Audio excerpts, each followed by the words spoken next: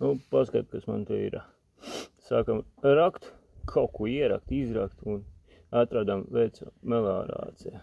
Melārācija, cik es saprotu, revīzijas logdziņa nav, revīzijas nevar apskatīt, kas tur iekšā, būs jāgriež.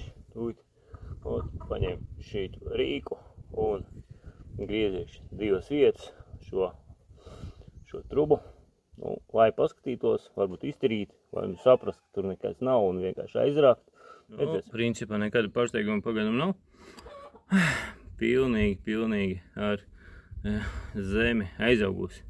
Tā truba, cauruli, un tās melārācijas funkcija principā nepildās nekādīgi. Tāpēc, kā tā bija vienkārši ielikta iekšā, it kā smiltiņa iekšā, bet, nu, protams, laiks dara savu. Un, nu, tagad mēģināšu kaut ko, bet es domāju, ka tas vienkārši būs artefakts, kas paliks. Nu, kā jums šķiet?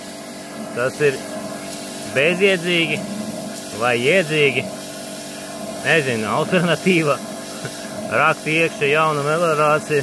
Protams, tas būs kvalitatīvāk un labāk, bet, nu, ja nu sanāks kaut kas, rakstiet komentāros, sanāk vai ne?